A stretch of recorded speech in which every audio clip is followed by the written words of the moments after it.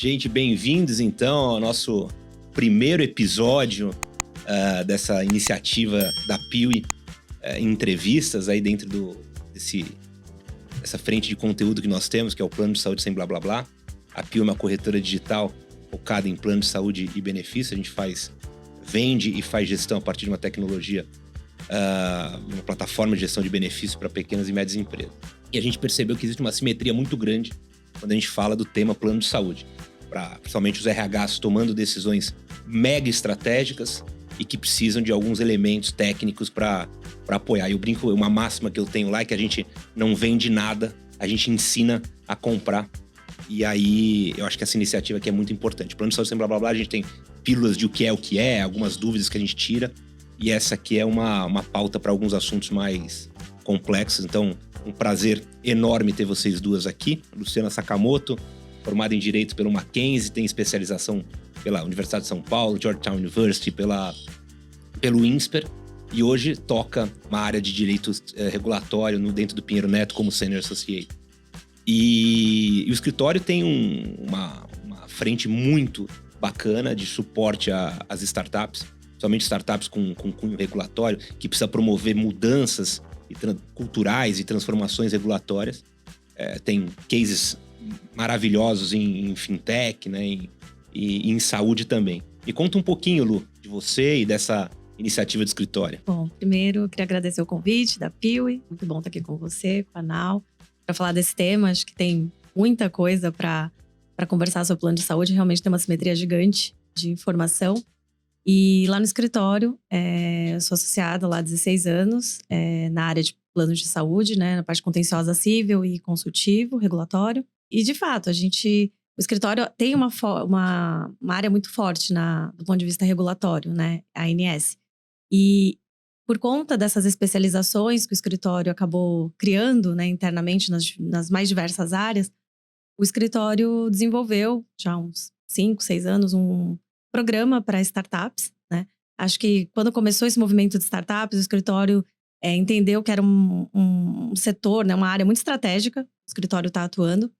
E é muito engraçado, porque acho que a gente até conversou lá atrás, esse programa que o escritório criou para atender as startups, para dar o suporte e estar do lado delas, do ponto de vista jurídico, começou, né, com um sócio, o Bruno Baldutini, ele é sócio da área bancária, e ele até conta essa história em diversos fóruns, que esse programa começou com o estagiário dele, né? O estagiário dele que queria abrir uma fintech, né? Um belo dia ele falou assim, quero abrir uma fintech, né, que é o Jorge Vargas, mas eu não tenho dinheiro para te pagar e eu queria muito que você me ajudasse a criar essa fintech.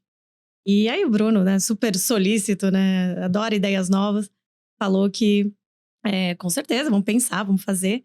E acabou criando esse programa junto com ele e foi crescendo, né, as fintechs, inicialmente foram com as fintechs, teve uma adesão muito grande, o escritório ajuda a fintech, a startup desde o início, né, desde a sua criação até a ideia que ela vá conseguindo, né, os investimentos. O escritório não tem equity nesses casos que ele trabalha junto. Ele ganha em cima do evento de liquidez, né? E aí a gente tá no risco, né, na verdade, né? E é isso que é legal, porque a gente compartilha o risco com a startup, né? Se eles crescem, a gente recebe alguma coisa lá na frente, né? Esperas. Mas se não der certo e faz parte do negócio, tá tudo bem, tá no nosso risco, a gente não vai cobrar nada por isso. Então, essa parceria que a gente quis criar com as startups. E a gente agrega muito na parte de direito material, né? Então, principalmente quando o negócio tem um direito regulado, acaba que a gente tem uma expertise muito legal para agregar valor. E aí, depois desse programa de fintechs, o escritório expandiu para insurtechs e, mais recentemente, para healthtechs.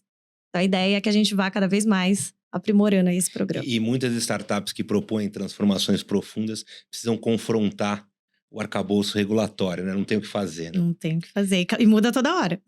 Sem dúvida. E tá com a gente também a Nau Sadi. Nau, grande amiga também, formada em Direito também, pela PUC Minas. E aí tem um monte de especialização em gestão estratégica de pessoas. Fez SEAG também pela AGV e também tem especializações pelo INSPER. E, para mim, uma das profissionais de recursos humanos com maior visão estratégica. A área de recursos humanos está mudando muito, né? Tanto a posição estratégica dela dentro das companhias, quanto os processos de digitalização, né? Eu acho que uma coisa tem a ver com a outra. Quanto mais relevância estratégica você tem, menos você se apoia naquilo que é operacional. Você fala, putz, aquilo ali dá para a máquina fazer, vamos pôr a máquina a fazer. Queria que você me contasse um pouquinho como que você está vendo toda essa transformação e tentar fazer um vínculo, assim, como que plano de saúde está dentro dessa caixinha toda. Claro, vamos lá. Primeiro, obrigada, né, pelo convite. Realmente aí, não só você, mas a Piuí, um super parceiro, um parceiro estratégico pra gente. E com a Lu aqui, tenho certeza que vou aprender muito aqui com vocês hoje. Vamos lá. Realmente, acho que a área de pessoas, né? É uma área RH, né? Eu chamo de área de pessoas, que é como a gente chama a divisão lá dentro da DGB, que é a empresa que eu trabalho hoje. É uma plataforma a gente chama IPaaS, Enterprise Integration Platform as a Service, um nome bem chique. Mas é uma plataforma de integração que está em crescimento muito acelerado. E eu acho que o papel do RH tem mudado muito porque mesmo empresas que não são aí tech ou startups, elas têm um movimento diferente no mercado, de crescimento, de mudanças, tudo acelerou, né? Eu já fui da indústria também e hoje eu vejo que mesmo a indústria, que antes mudava em, não sei, 5, 7 anos, hoje está mudando em 3, 4. Então, para eles também é uma aceleração grande. Mas falando especificamente do universo hoje aqui, né? Até também do foco de vocês, das empresas aí estão passando por um scale-up, startups, até mesmo igual a Piuí, né? Agora crescendo também pra caramba. A gente precisa acompanhar essas mudanças e acho que a Lu pode ajudar melhor aqui também, mas a legislação ela não consegue acompanhar tão rápido quanto as mudanças são exigidas na sociedade e no mercado. Então, a gente precisa trabalhar sempre junto para tentar entender o que dá para fazer. É claro que sempre respeitando, né, a regulação ali do país, mas também a gente sendo um agente importante de puxar essas mudanças necessárias para acompanhar e para isso ser refletido no bem ali, de uma certa forma, para a sociedade como um todo, porque a gente está trazendo melhorias para os colaboradores e isso é a população do país. Plano de saúde, eu acho que é fundamental. Primeiro que, pessoalmente, aí falando, para mim, plano de saúde é o benefício mais importante que a gente pode ter e que uma empresa pode oferecer.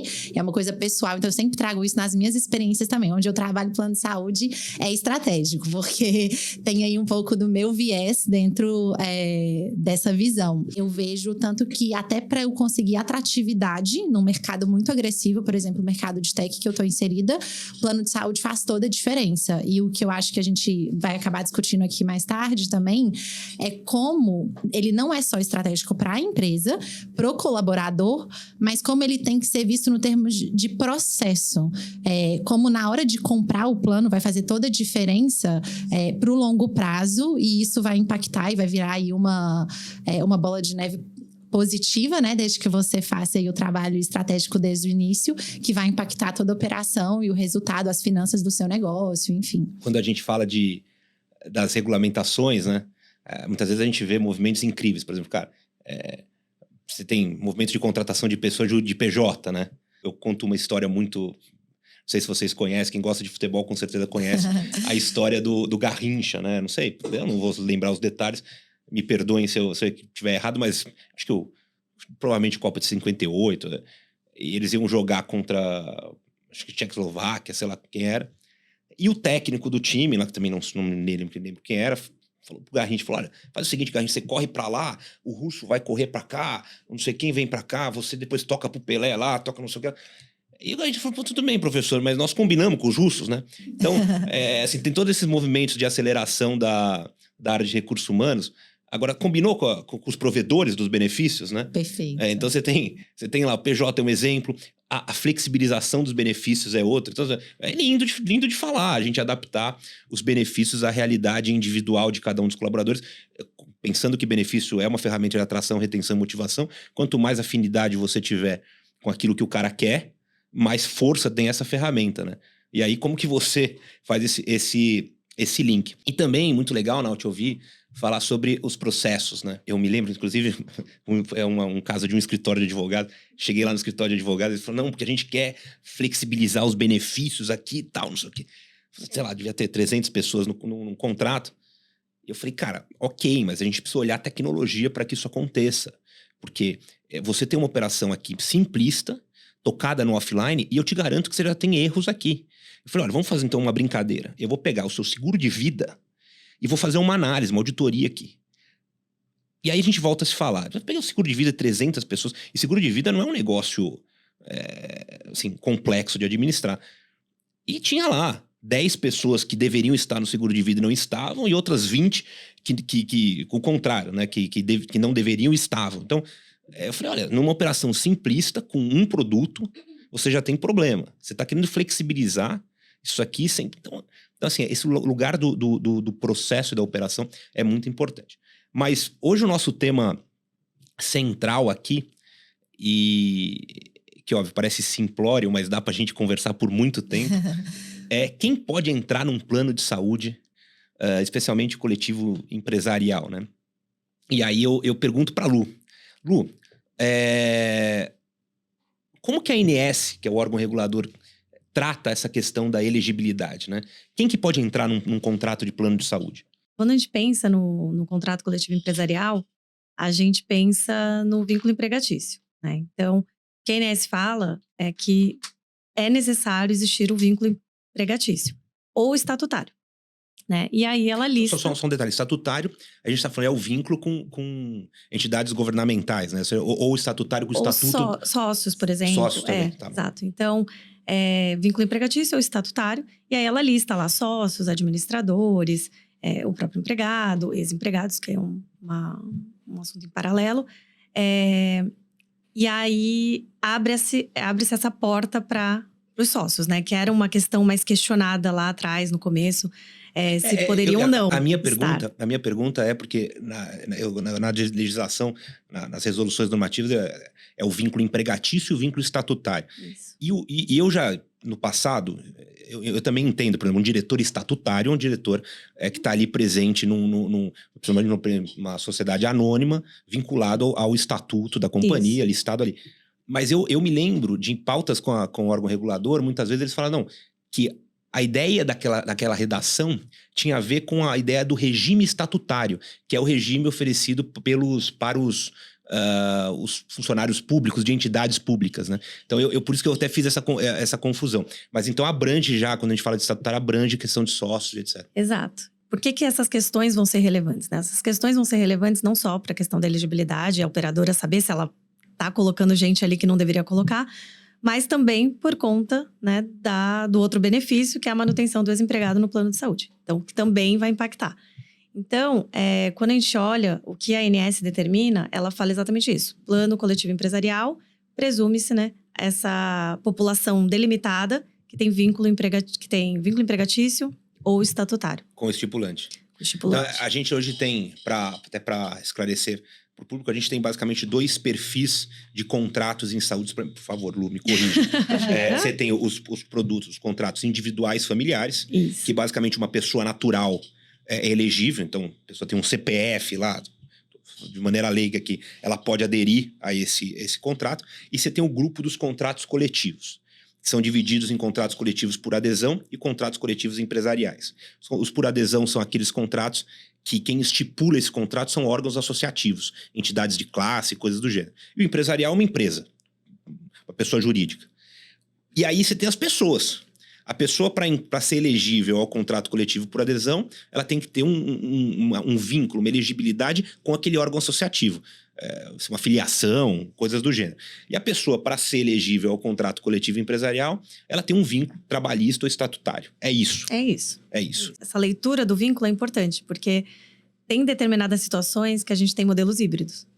E aí você fica, né, por exemplo, a associação que tem empregado. Sim. Né, mas que também é associado, Sim. não é só empregado. Então, é associativo ou é empregatício? E aí você gera essas questões, mas… Pô, muito legal. E um dos pontos, acho que, cruciais, aí eu não vou resistir. Dentro desse vínculo empregatício, o PJ entra? Pois é. A gente até estava conversando sobre isso um pouquinho antes. Porque o que acontece?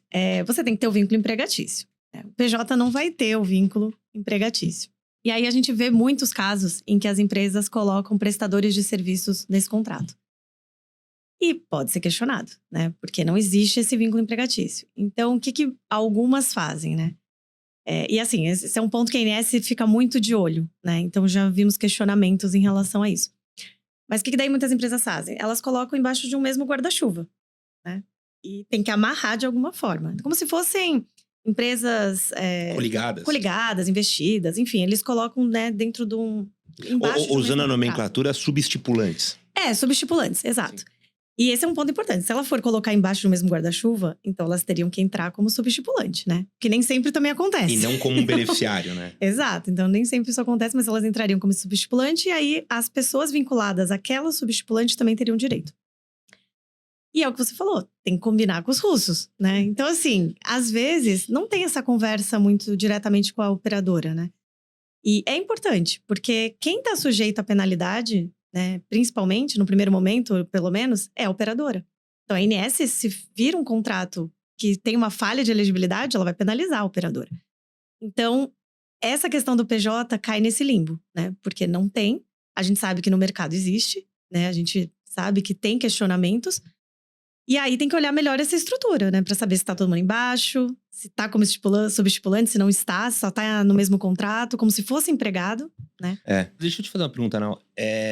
Como que você, quando você se relaciona com um PJ, por exemplo, como que você sente… você acha que o PJ tem a consciência da distinção do papel dele em relação, assim, ou as exigências…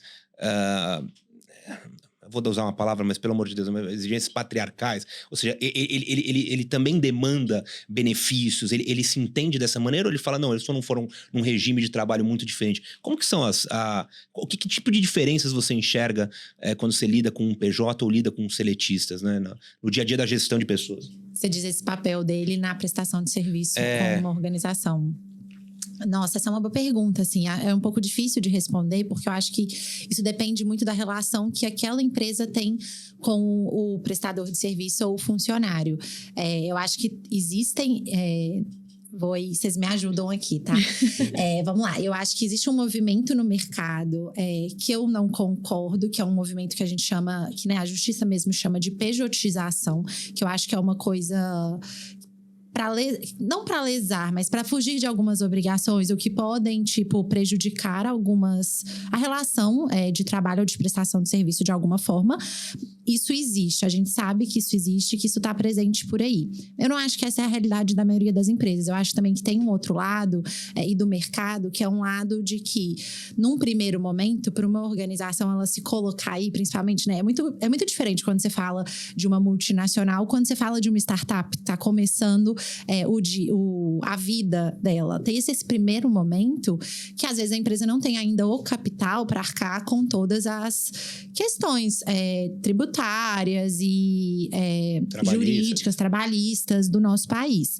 Por que é complicado? Porque, ao mesmo tempo, a gente não pode usar isso de forma nenhuma para lesar o indivíduo em si. O indivíduo ou mesmo a sociedade como um todo, né? Porque se essas leis existem é porque elas estão protegendo o todo de alguma forma. Então, acho que isso tem que ser respeitado. Mas tem esse primeiro momento. Esse primeiro momento, a gente sabe que acontece muito, principalmente no universo de startup, que as pessoas começam sendo PJ, até a empresa ter um fôlego, ter uma capacidade financeira. E as empresas que sabem como construir a relação dentro dessa característica, não querendo forjar disso uma relação trabalhista, constrói relações assim. Né? Isso, é uma coisa que eu acho que a Lu pode até ajudar aqui, né? Mas está em discussão. Semana passada mesmo eu vi uma… como fala? Não é súmula, é uma jurisprudência do STF até… reconhecendo o vínculo PJ de grandes cargos durante algum certo tempo, porque eu acho que é muito da relação que a empresa tem com aquela situação, e aí isso vai retornar sobre a relação do PJ com a empresa, que acho que é a pergunta que você me traz. É isso. E aí, então, depende, assim, né? Quando eu acho que a empresa ela tem esse intuito positivo, é uma questão realmente dela se estabelecer no mercado e até ela conseguir, né, ter uma robustez aí financeira e de negócio mesmo para evoluir na questões de benefícios e da nossa legislação, eu acho que isso é muito bem visto. Porque, assim, não é porque uma pessoa… eu não tô falando aqui como… pessoa corporativa, né? Aqui na minha pessoa física, no sentido de que não é porque o funcionário ele não está dentro do regime CLT numa situação dessa que ele não pode ter certos benefícios do ponto de vista da intenção da organização. Então é o que a gente está falando aqui. É muito importante que esses fornecedores ajudem essas empresas no sentido de, putz, eu quero fornecer o benefício. Eu quero fazer o melhor que eu posso para esses prestadores de serviço. Só que aí a gente encontra algumas limitações, que não quer dizer que elas são ruins, mas como que a gente consegue trabalhar junto então, como que eu consigo colocar um PJ dentro de um plano de saúde? Também porque eu ainda não posso, talvez, fornecer todos os benefícios flexíveis, alguma coisa assim, mas eu gostaria de já dar o mínimo ou algo. Então, depende muito dessa relação, mas quando eu acho que ela vem de um intuito muito positivo, a resposta do outro lado do PJ também é muito positiva, porque, de novo, assim, é super de um benefício. A gente tá falando de plano de saúde e que isso vai impactar na saúde mental, porque ele sabe que ele tá sendo assistido, a família dele tá sendo assistida e como que isso vai refletir e reverberar em vários outros pontos da vida dele pessoal e profissional. Você transformar uma relação que é seletista em PJ é um maior equívoco. Agora, você entender o que é uma relação PJ, o que é uma relação seletista e construir isso com uma força de trabalho dentro dos limites legais é totalmente viável, né? E eu acho que você respondeu de maneira muito positiva, dizendo que, cara, quando a empresa dita essa relação da maneira correta, a relação se constrói. E isso nada tem a ver com a oferta ou não de benefício. Óbvio, a gente sabe que uma possível interpretação de vínculo trabalhista passa por critérios e princípios muito amplos, né, de subordinação, onerosidade, aquela história toda. Mas, isoladamente, oferecer um benefício, a gente tem inúmeros pareceres aqui que não é um ponto crítico, né? Você sabe que a gente também tem visto exatamente essa evolução que você falou. Então, startups que começam, né, com essa contratação via PJ, mas elas querem oferecer o plano de saúde. Sim. E aí o que acontece? Elas migram muitas vezes para CLT, esses empregados. Então, é o que você falou, né? É uma evolução da empresa, né? Em algum momento ela se sente preparada para assumir, né, esses benefícios que podem acarretar também um custo maior e uma contingência eventualmente. Mas aí também o que a gente olha? Que aí essas startups, desde o início, elas já olham o desenho de plano que elas estariam numa posição mais segura. Para evitar essa contingência. Vou até aproveitar aqui. Eu vou falar o quanto que a gente… É complexo o tema, né? Vou chorar minhas pitangas aqui. Mas, de um lado, a gente tem toda essa questão legal, né? Que a Lu tá trazendo. E de bem-intenção da empresa e de tudo que a gente faz direito. Eu digo como RH. Mas, por outro lado, também é muito complexo. Porque você tem um movimento que…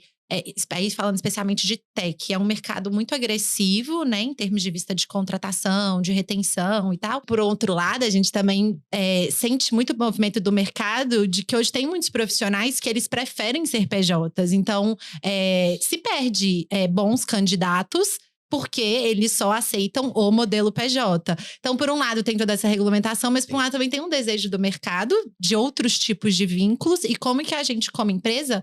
E aí, acho que o papel, né, dessa parceria, por exemplo, que a gente tem com a PIO é tão importante porque ajuda a gente a entender, junto também, né, com escritórios de advocacia, a entender como fazer organizar essa história toda. Como organizar isso tudo. E até tentando, acho que quem tá nos ouvindo, quem tá assistindo a gente… tentando dar uma aterrissada, a gente tem claramente, assim, a figura do prestador do PJ não é um vínculo nem trabalhista, nem estatutário, que são aquilo que o órgão regulador pressupõe como vínculos elegíveis ao contrato coletivo empresarial. A gente tem possibilidades de como entender isso. Uma primeira possibilidade é olhar isso como uma empresa coligada, mas também tem regras para isso. Uma empresa, para ser coligada, imagina um grupo econômico, você tem que ter no mínimo uma sobreposição societária. Então, assim, eu tenho a empresa A, tem o sócio João, e a empresa B, pelo menos um dos sócios, ou João, Pedro, Maria, precisam ser sócios da empresa B para você entender isso como uma coligada ou não, né? Ou a própria empresa A detendo participação da empresa B. E não é o caso dos PJs, mas um primeiro desenho seria esse, entendendo? Você tem uma empresa estipulante e você tem as subestipulantes como coligadas. E você tem um desenho onde algumas operadoras até enxergam isso como um beneficiário final. Então, ao invés de eu ter subestipulantes, eu tenho uma pessoa ali. Então, é muito confuso, é nebuloso e não tem um pressuposto regulatório bem claro de que, olha, isso é possível ou não é. Mas também aquilo que a gente falou no começo, né? As operadoras e todos os prestadores, provedores de benefícios precisam entender uma transformação que está acontecendo na dinâmica do trabalho e tentar responder à sociedade nos limites impostos pela regulamentação de como acomodar as coisas, né? E só para a gente matar esse tema PJ, que eu acho que é super sensível, um outro ponto super crítico que tem é a questão dos PJs com menos de 6 meses. E aí, Lu, pelo amor de Deus, corrija-me, hein? A gente tem... é bom ter a Lu, assim... eu garanto que em todas as reuniões comerciais eu falo isso sem disclaimer nenhum. Mas com ela aqui eu prefiro... Mas, resumindo, a gente teve um movimento muito forte da migração da carteira dos coletivos, somente para grupos pequenos empresariais, né? Os coletivos por adesão, para os coletivos empresariais. Uma redução de custos significativa. Então, você tinha muitas famílias que fizeram CNPJs com esse fim. Então, você tem lá os empresários individuais, que você tem um custo de carregamento dessa companhia mínimo, e você basicamente conseguia 35%, 40% de saving, mantendo o produto, migrando do coletivo por adesão para o empresarial.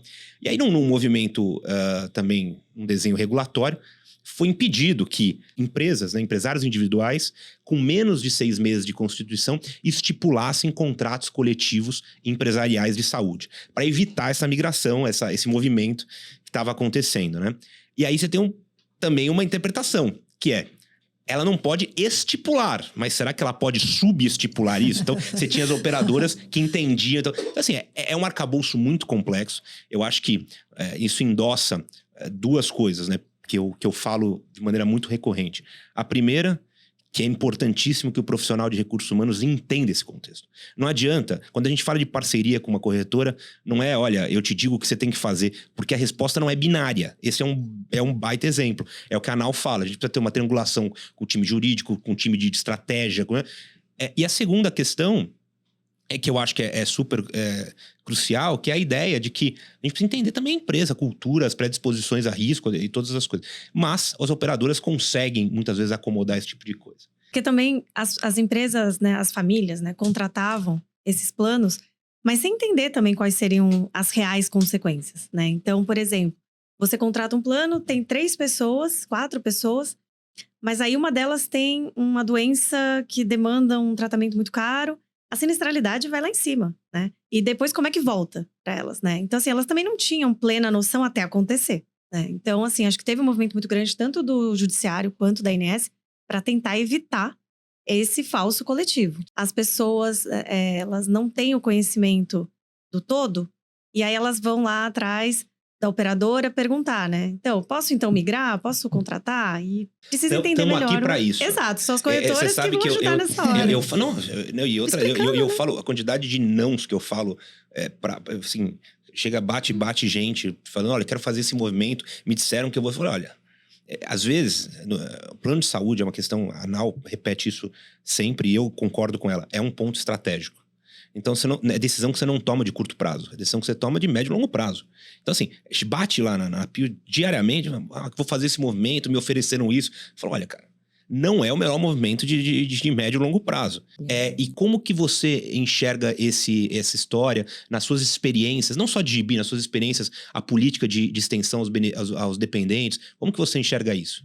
De novo, aqui também tem um mundo de coisas que a gente poderia abordar, né? É extremamente estratégico, toca a família mesmo. É uma coisa que eu acho que até quando a gente tá dentro do RH, né? As conversas dentro.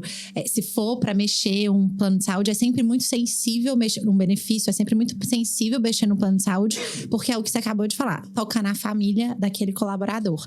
E como isso reverbera de várias coisas. Eu acho, mas aí de novo, né? Minha opinião pessoal, porque eu sou um grande fã de plano de saúde.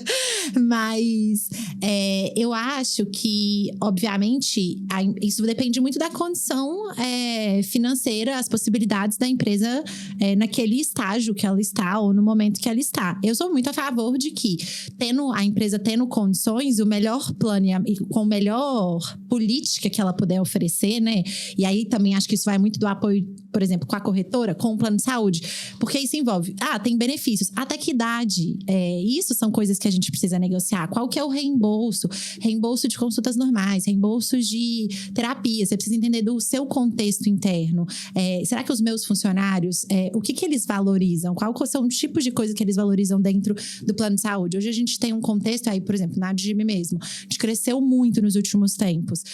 Precisa, além de tudo, é complexo, precisam entender como simplificar essa complexidade. Porque eu tenho funcionários espalhados no Brasil inteiro. Então, eu preciso de um plano. Será que é melhor eu fazer um plano nacional? Um plano regional? Qual é o plano que vai... E aí, é um trabalho muito legal que a gente fez, né? Acho que até é uma dica, assim. Poderia ir para uma linha de, olha, tudo bem, dependente precisa estar no plano, é um negócio que toca a família, mas a decisão da área de recursos humanos em relação à política de benefícios, ela nasce de um people analytics muito forte, da consciência de dados, da consciência daquilo que tem valor, de pesquisa. Isso é muito legal, né? E é o que você fala. E acho que as pessoas acham que o people analytics é uma coisa muito... precisa ser muito robusta para começar. Mas não. Você começa... Qual que é a idade média dos meus funcionários? Porque se a idade média dos meus funcionários é 20 a 30 anos, a minha necessidade de plano de saúde é muito diferente se eu tiver uma idade média um pouco superior ou não. Enfim. Onde eles estão alocados? Qual cidade que eles redigem? A gente sabe, a gente está num país de extensões continentais. Tem um funcionário lá numa cidadezinha. E trabalhando interior, de casa, né? Trabalhando de casa, mas como que isso impacta no plano de saúde dele? Sim. Então, enfim, fazer esse trabalho junto com o fornecedor é muito importante, porque aí isso vai trazer a melhor solução do plano de saúde de vocês. A gente oferece, né, hoje na DGB, falando especificamente, a gente oferece a possibilidade, a gente paga, né, a DGB arca com 100% do custo do plano de saúde para todos os colaboradores, e eles têm a opção de incluir funcionários e de pro hoje que a gente tem uma linha ali de corte da liderança sênior, a gente oferece também o benefício estendido à família, 100% pago pela DGB. E a gente trabalha, né? Mensalmente eu tenho reunião ali, o time tem reunião com a PIB, por exemplo, para ver a sinistralidade, para entender qual é o uso que está sendo feito. Até porque, dependente é um tema crítico, porque a capacidade de ingerência que você tem de risco em saúde pro titular é uma. O dependente é outra. Exato. Ele tá em casa, você não tem uma força argumentativa ou ali... É educativa, né? Educativa. Então, é muito complicado, né? E como que o órgão regulador entende isso? O órgão regulador define quem pode ser dependente. A gente sabe, óbvio, que isso eu vou repetir aqui, mas é uma coisa que bate sempre. O dependente precisa ter o mesmo plano do titular. Mas o órgão regulador, ele define quem que pode ser ou não dependente? Então, a ANS, uma das resoluções que ela tem, ela coloca a definição de grupo familiar. Que aí ela estende, não lembro agora exatamente os graus, mas acho que até o terceiro grau do consanguíneo. E segundo por afinidade, alguma coisa nesse sentido. O que a gente vê, mas esse é o máximo também, que ela olha, né? A ANS evita interferir demais em aspectos negociais, né? E ela sabe que esse aqui é um aspecto que acaba sendo, o Manal falou, negociado, né? Mas nos contratos, o que a gente vê padrão, né? São filhos, né? Filhos naturais ou adotivos, cônjuge, e aí a idade, né? Dos 21 ou até 24, se for universitário. Então, assim, basicamente esse é o perfil que a gente vê. Antigamente tinha os agregados ainda, né? Além de dependentes, tinha os agregados. Então, hoje em dia ainda tem algumas empresas que carregam tem operadora que se quiser pôr o papagaio, vem junto. Ô Lu, até uma coisa que a gente tem hoje, assim, né? Aqui intrometendo um pouquinho, mas e com essas concepções novas de família também, a inclusão de… companheiros ou companheiras, sim. E também de filhos do seu parceiro ou da sua parceira, né? É uma coisa que hoje, pelo menos, a gente conseguiu negociar e incluir no nosso benefício, que eu acho que é uma coisa super legal também, né? Exato. É assim, e esse é um tema que eu acho que a regulamentação, ou pelo menos as boas práticas, elas têm que acompanhar. Né? Não tem como. Assim, é super complexo. A gente na PIB tem uma visão sobre diversidade, assim, quase que inerente à estratégia da companhia e nas relações que a gente cria, né? Até não só pela parte humana disso, mas pelo poder criativo, que a diversidade traz. E você tem questões regulatórias, você tem a troca de informação de saúde suplementar que pressupõe algumas coisas. Não tem nome social lá. Como que a gente trata? Você tem profissionais que querem e têm esse direito de serem tratados pelo nome social, né?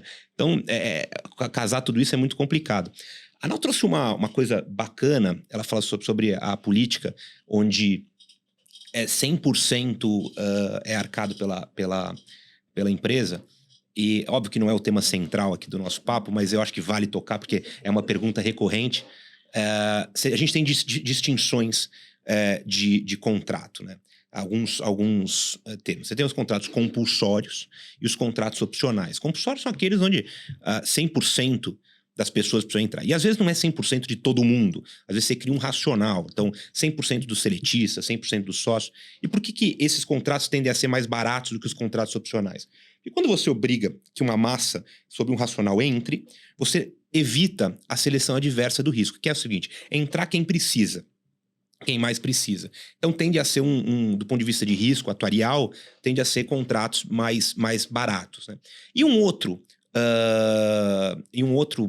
tema aí que faz parte do desenho de plano de saúde é a contributariedade, que é se a empresa paga parte da mensalidade. Mais uma vez, não tem nada a ver com coparticipação, são conceitos que às vezes são confundidos, mas a contributariedade, se a empresa paga 100% do plano do titular ou também ou se divide essa conta da mensalidade do plano.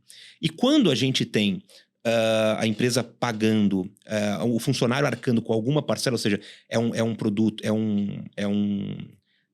contributário, ou seja, o colaborador paga parte da sua mensalidade, a gente tem consequências regulatórias do ponto de vista de extensão, né? Ou seja, no caso de uma demissão sem justa causa, tem alguma coisa. Conta um pouquinho pra gente desse cenário aí. A parte da contribuição é justamente uma das questões mais estratégicas quando você pensa no desenho do plano, né? Então, algumas empresas optam realmente por arcar 100%.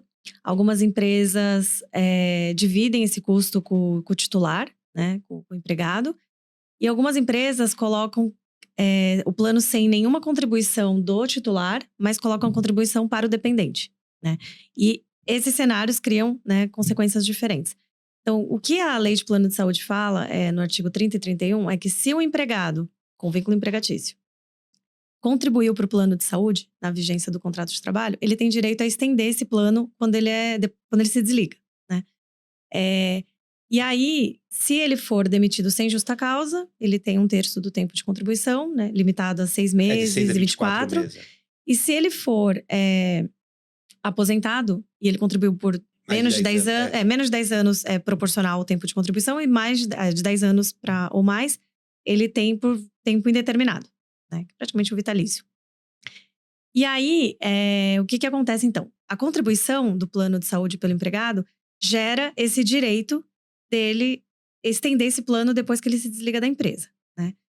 A contribuição do dependente, por exemplo, não gera isso, né? Então, justamente por isso que muitas empresas acabaram redesenhando e colocando a contribuição para o dependente, não para o titular, porque às vezes essa contribuição é relevante para a empresa, né? Em termos para custear o plano. Então, elas não podem tirar 100%, então elas mantêm ali com o dependente. E a ANS expressamente coloca isso na resolução de que a contribuição do dependente não gera esse benefício da extensão do plano. Então, a contribuição é uma questão mega estratégica. E muita gente confundia isso com a coparticipação. Na verdade, muitas pessoas ainda confundem, né?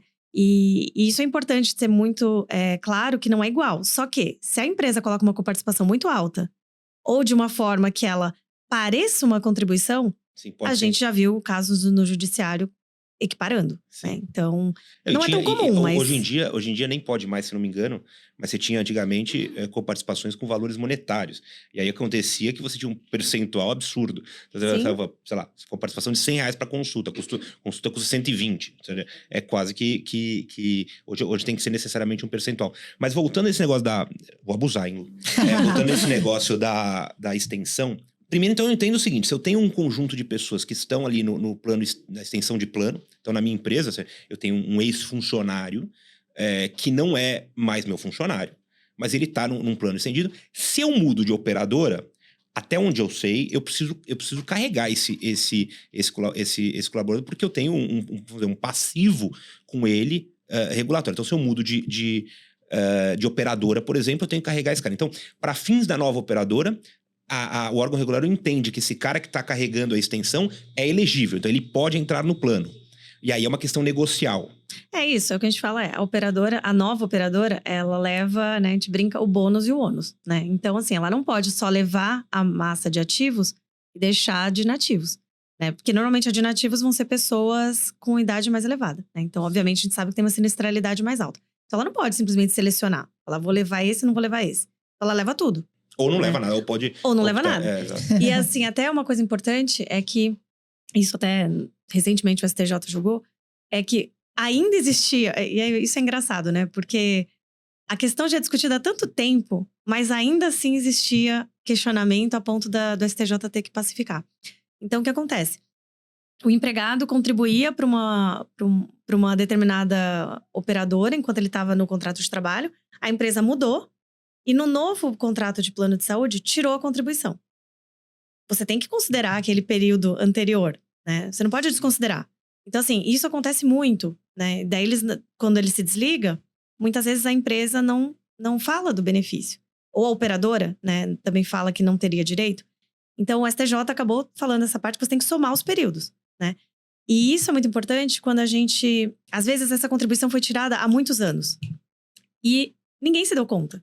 Porque todo mundo mudou, né? Todo mundo mudou na empresa, já não estão mais aquelas pessoas. As pessoas nem sabiam que tinha contribuição no passado.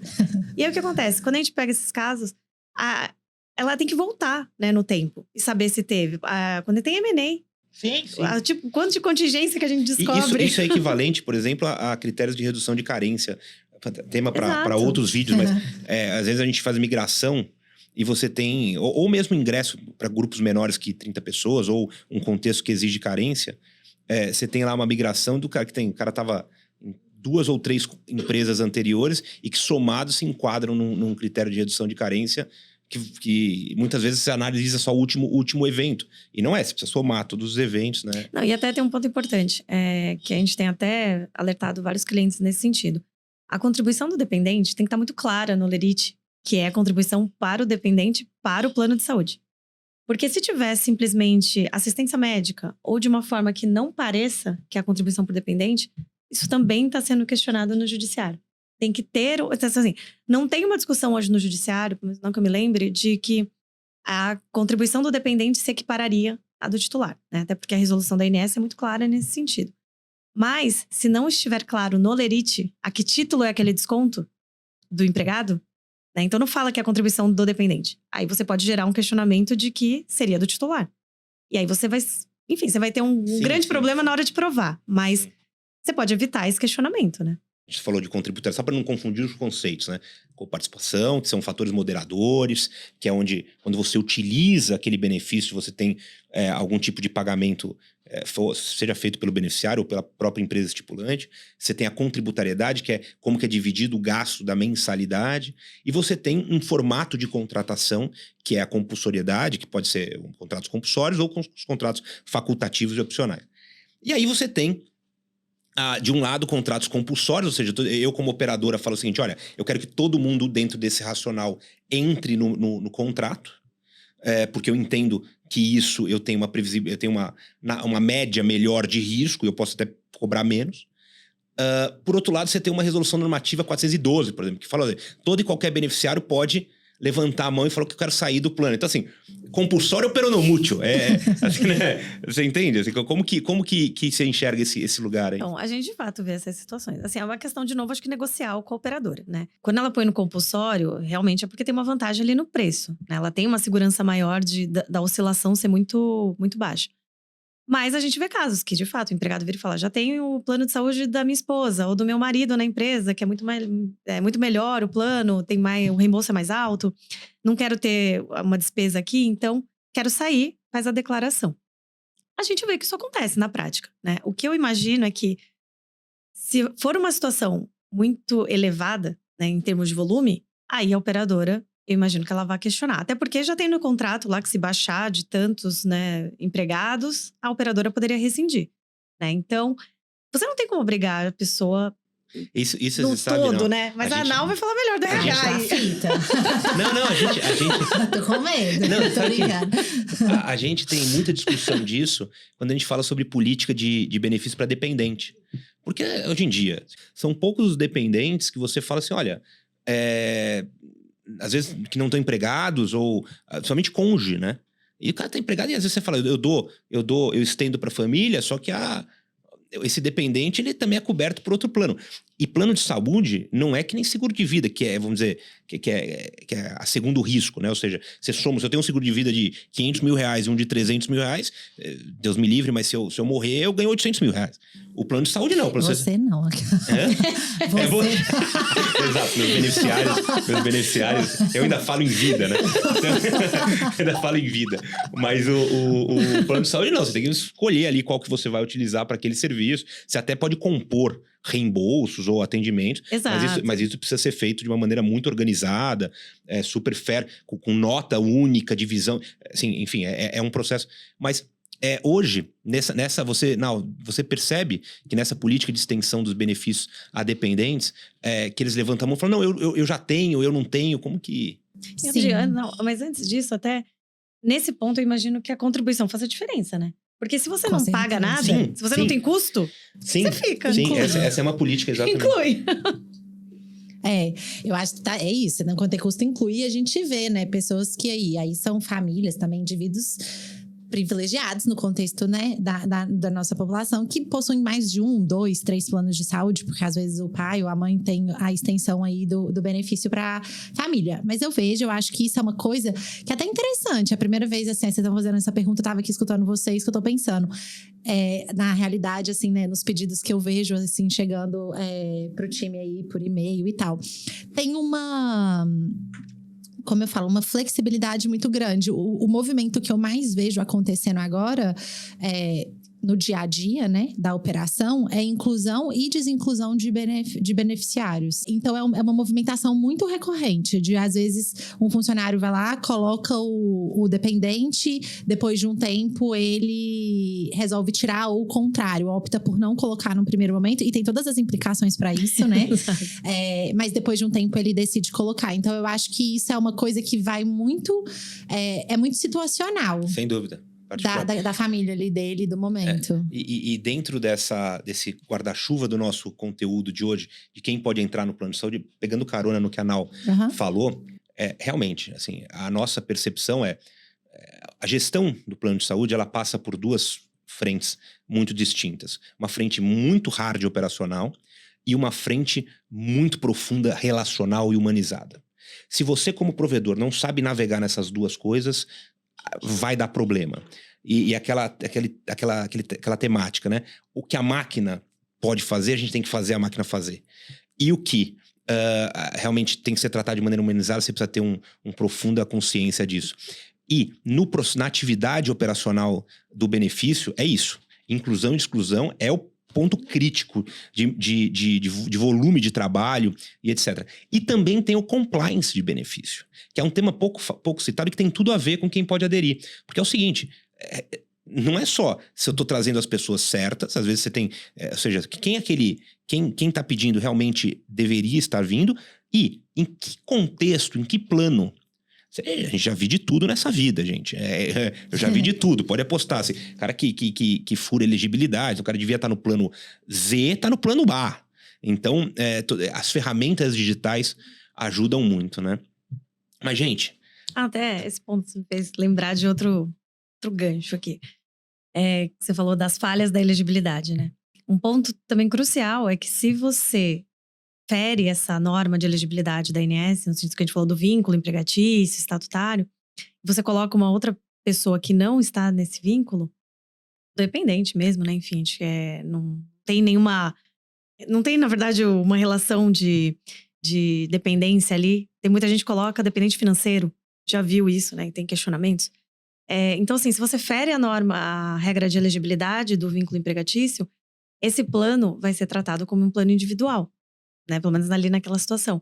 Então, assim, isso pode gerar uma dor de cabeça enorme para a empresa, né? Total. Embora, assim, a gente saiba que essas situações são mais difíceis de aparecer, mas Sim.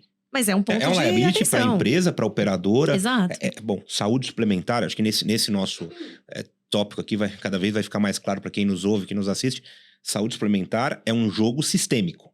Assim, não existe culpado, não existe demoninho único. Assim, é um jogo sistêmico que precisa ser entendido com todos os seus agentes e etc. Né? Queria agradecer, queria ouvir uma última palavra de vocês sobre esse tema, sobre o trabalho de vocês. Agradecer mais uma vez a parceria. Eu não vou embora, eu quero ficar aqui. Vamos morar aqui.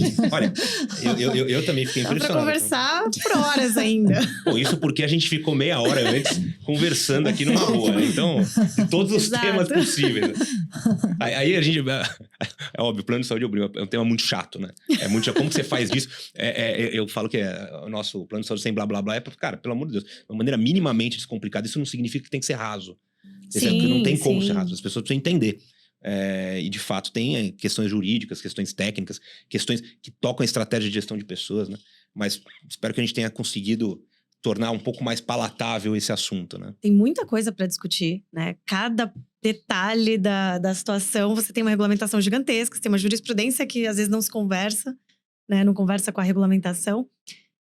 Mas acho que o principal, além do aspecto jurídico, é o aspecto da empresa. Então, não é só RH, não é só financeiro, é todo mundo junto, né? Então, tem que ter essa conversa. Tem que ter essa conversa com o jurídico, tem que ter essa conversa com recursos humanos, tem que ter essa conversa com o time de atuário, né? Porque tem as provisões, com a operadora.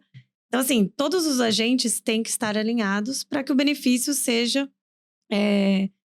não estoure, né, na sinistralidade, seja bom para todo mundo, seja bom para o empregado. Acho que quando a gente pensa nesse benefício, é o terceiro, né, talvez maior desejo do brasileiro. Então, tem que ser sustentável o plano de saúde, né? E acho que fóruns como esse ajudam com que as pessoas esclareçam essas dúvidas e consigam tomar decisões estratégicas. Nós vamos ter, dando um spoiler aqui, um assunto que eu mais amo, que é gestão de risco em saúde. Porque esse assunto é o canto da sereia. Então, assim, todo mundo tem a solução, mas ninguém entrega a solução. Então, não existe. Isso é um negócio muito complexo. É um negócio que você tem como resolver se você tiver um bom parceiro que ajuda você a desenhar lá do início como as coisas vão acontecer, os limites disso e etc. Eu amo esse assunto. Não, você tem isso. E aí, nesse aspecto, é o que a gente falou também lá atrás, né? Uma boa corretora também pode ser seu braço direito em entender, né? Em ler os dados, em entender, mastigar o que está ali na sua frente e você poder tomar a decisão estratégica. De novo, obrigada, Piuí, né? Acho que esse é um ramo aí que vocês têm uma atuação muito legal. Vocês usam muito tecnologia, né? A favor do cliente de vocês, os dados. E isso tende a ser disruptivo nesse setor, né? Que é tão tradicional, que a gente sabe que está buscando inovação, tá todo mundo buscando alternativas para que realmente seja sustentável. E a gente tem eu primeiro agradecer ao escritório também, que eu sou fã, a Lu, e dizer que a inovação é muito importante nesse mercado.